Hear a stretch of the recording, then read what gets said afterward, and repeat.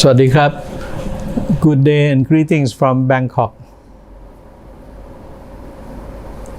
This time I will touch once again on the political happenings in the Kingdom of Thailand. And I would like to share my observation that a couple of things that have been going on in Thailand are not quite natural. Something quite wrong. A lot of things that seem quite long have been going on. One is the fact that the Prime Minister General Prayut Chan-o-cha and his Deputy Prime Minister General Prawit Wongsuwan in particular keep on traveling to various provinces once or twice per week with the excuses that they have been going out and will continue to go out to provinces on a one-day trip with the objective of inspecting the functioning and works of various government agencies. So it is like an inspection tour and has nothing to do with the politicking of trying to canvass support and increase popularity contest. It's like saying one thing and doing the other.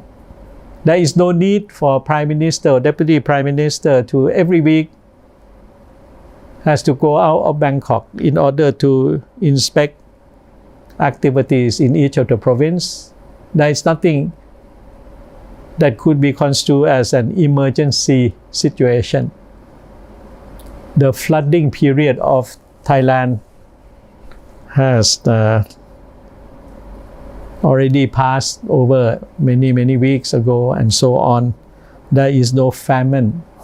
There is no natural calamities that warrant the presence of the Prime Minister or Deputy Prime Minister to give the moral support and the encouragement to the officials and also to help the morale of the affected populace of Thailand.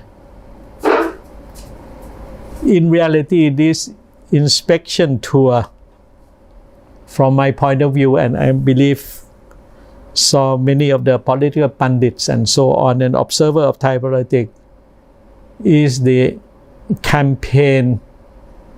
political campaign in the making in reality.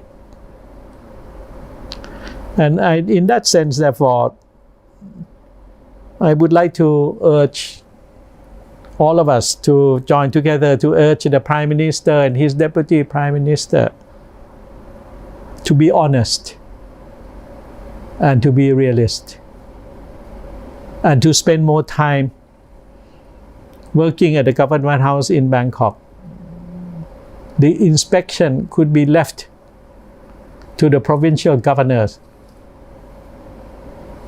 who have the sole and direct responsibility for the welfare of their respective provinces. There is no need for the continuous presence of the Prime Minister or a Deputy Prime Minister at all. Any problem and so on, the provincial governors can inform the Prime Minister, the Cabinet. If there were to be any immediate urgent decision to be made, that could be made immediately with the modern communication and transportation facilities and so on. So the national elections will take place in a few months' time.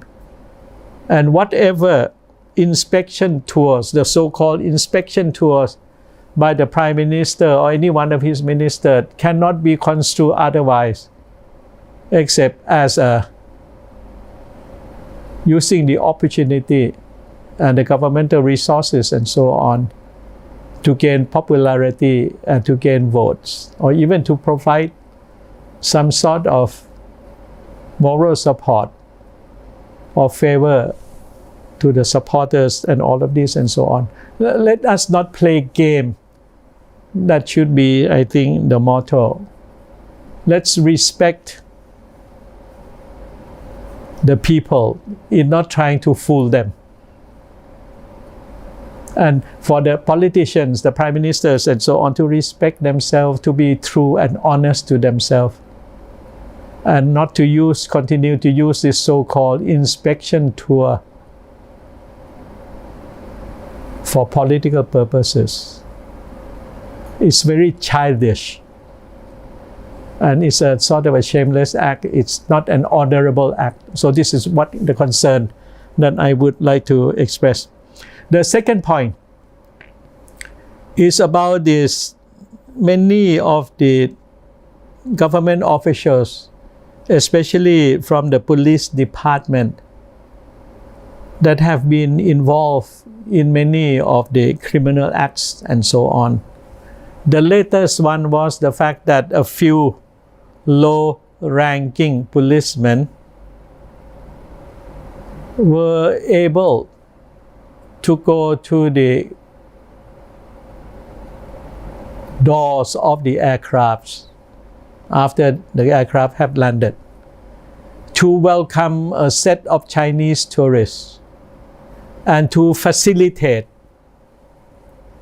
the group of Chinese tourists from the very door of the aircraft through the immigration facilities, then through the custom facilities, and to the parking space where a possession of car is awaiting the arrival of the Chinese tourists. And these low-ranking policemen and so on were doing this on their own for a lucrative income. And then they were caught red-handed that they are doing this for their own interests, using the police uniform, fake or authentic, using the police car, fake or authentic, and so on, to facilitate sets of Chinese tourists, as if they own the airport, as if they control the immigration division and the custom divisions and so on, as if that they are part of the airport authorities. And once they were caught, so far the Thai public have not seen the faces of the chief of the immigration department, have not seen the face of the director general of the custom department, and have not seen, the Thai public has not seen the face of the director of the Bangkok, the Suvarnabhumi Bangkok Airport Authority, or even the chief of the police and the section chief of the tourist police and so on. They have to come out to take the responsibility, and also, I think, to say something to the public. They can say that they are sorry for this, they will be responsible for all of this and so on. But so far, all of these big shots in the Thai bureaucracy have been hiding themselves, as if that the activities of these low-ranking police in the vicinity or in the premises of the airport have nothing to do with them at all. No. And if one were to move further, The Prime Minister, General Prayut Chan-o-cha, is the chairman of the National Police Committee. He has to be responsible also, as well as the Minister of Communication and Transport and so on, which oversees the airport operation. Where are they? What about the Minister of Finance, who controls the Custom Department?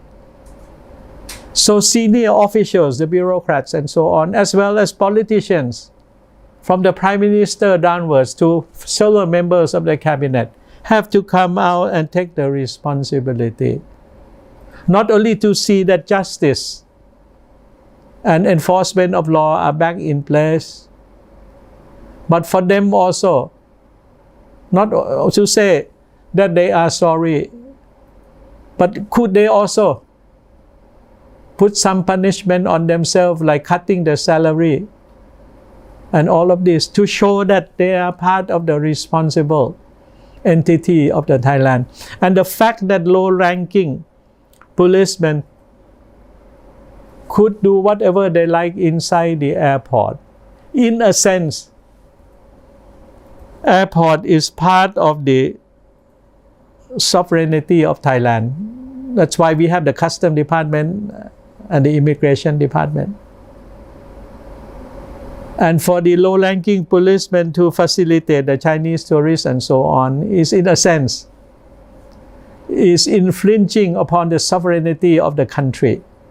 On top of the other case that has been occurring the past few months of members of the police force and some of the judicial organization of the Kingdom of Thailand have been in collusion and on the payroll of the Chinese mafias and set of criminals. And so far, the higher authorities of the kingdom in the bureaucracy or in the government have not come out to take the responsibility and to reprimand or even to punish themselves. How can you allow a set of Chinese criminals to do whatever they like in the Kingdom of Thailand as if Thailand has no law and Thailand's sovereignty is being fully ignored, not respected, and so on?